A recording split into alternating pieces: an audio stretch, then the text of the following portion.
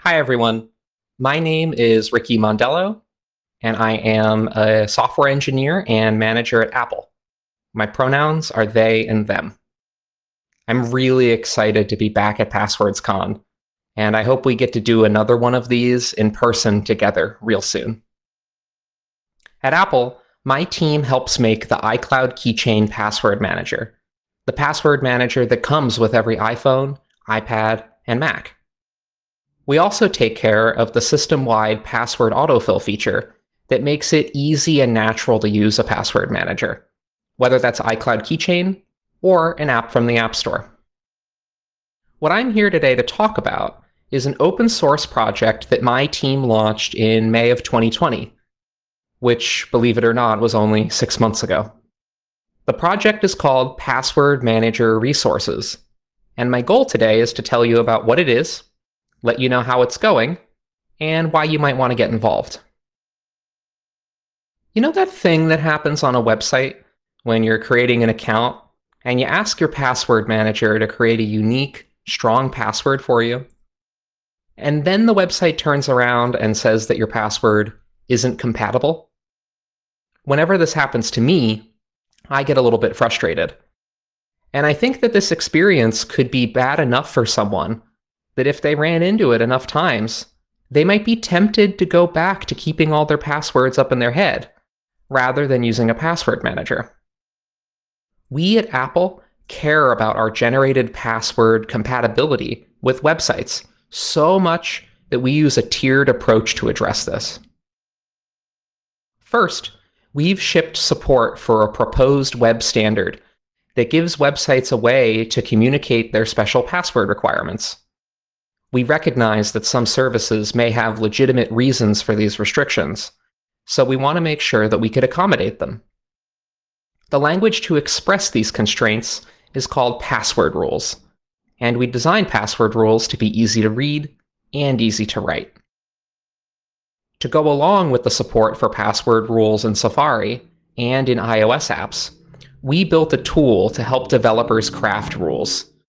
It validates the input as they type it and generates conforming passwords in real time, all in the service of helping you make sure you have exactly the right rule for the website. That tool lives at developer.apple.com, and that page also links to documentation for the rules language. And yet, it is a big web. There are so many websites out there, and many haven't gotten around to adding password rules. So, the second way that we ensure generated password compatibility is to build website-specific rules into iCloud Keychain. We've been using rules like these to generate more compatible passwords for years at this point. And this strategy was working for us. Every time somebody told us that a website wasn't compatible, that the website rejected their password, we'd write a rule, push it out to our clients, and no one would run into that same exact problem again. The only thing that we wished is that we knew about problems sooner and that we could distribute more rules to help the compatibility. And so that was actually the genesis of the open source project. Rather than keep all of this data to ourselves and keep all of the work of gathering it to ourselves, we decided that collaborating with other password managers and anyone else who was interested, effectively distributing both the work and the benefit would be awesome. And we decided that that would be awesome not just for our product, but for the world at large. And it has been. So, with the rest of our time, I'm going to tell you about the data that the project has and how a password manager might make use of it. I'll give you some stats about how the project is doing, and talk a little bit about how you can get involved. The project is about something called quirks. A quirk is a term that we borrowed lovingly from the world of web browser development. It refers to a website-specific, hard-coded behavior to work around an issue with a website that a browser can't fix in a universal, principled way. If the website needs a special behavior to make it compatible, a quirk would allow the browser to act in a non-standard way, all in the service of the user's experience. It's the same thing here. but we're talking about a password manager instead of a web browser. Let's look at what one of these sets of quirks looks like. Here is the set of password rules data. As you can see, it's a list of domains and corresponding rules that would help a password manager generate a compatible password. As of this recording, there are 176 domains in this list, and that data is there for any password manager, for any platform to incorporate into their product, or for any authentication and password enthusiast to contribute to. To make it easier to get started with the data, we also released a JavaScript implementation of a parser for the rules language. It's the same parser that's on the developer tool I showed you earlier. A password manager could use this code directly, or as a reference for building their own implementation of a parser. In fact, just recently, the folks at AgileBits open sourced a Rust parser for the language, which is pretty cool. There are 4 types of quirks in the project, 4 types of website-specific data. We've already talked about password rules. It was the main motivation for the project's existence. Something I'll add is that the project's goal is only to track a website when it's not expressing that data itself. So if a website adopted the password rules attribute and somebody noticed that, we would want to remove that website from the quirks list. Next, websites with shared credential backends. This data could be used by a password manager to offer to fill credentials saved on one domain on a different domain when we know that the domains actually share the same credential backend system. This data could also be used by a health checkup feature in a password manager to not tell the user that their password on 2 different websites is reused, when in fact, they are reused on 2 different websites, 2 different domains, but it's the same credential system, and there's nothing that the user should do or can do to fix that.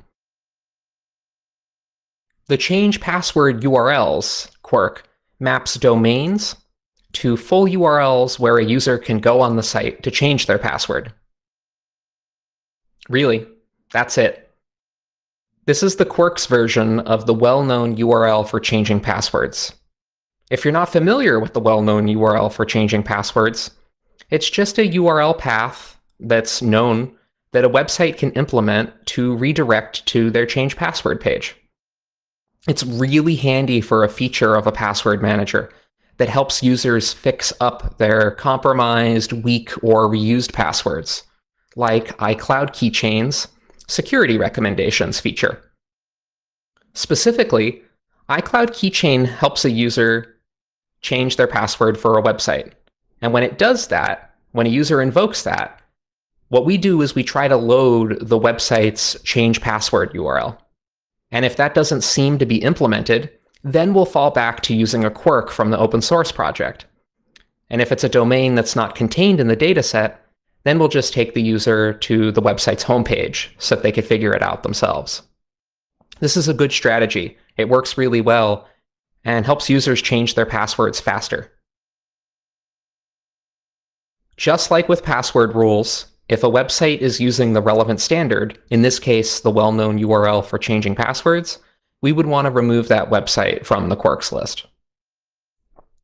And finally, websites where 2-factor authentication code is appended to password is exactly that. Rather than input a 2FA code separately, it's tacked on to the end of the user's password.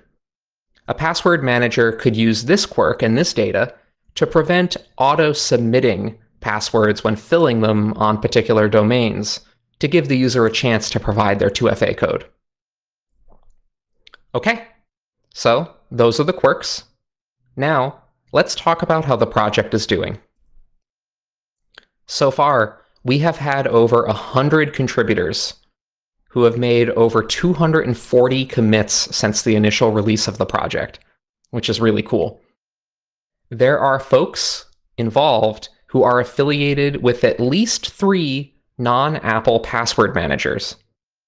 Beyond them, there are a lot of enthusiasts and folks who just ran into a problem on a website and decided to fix it themselves.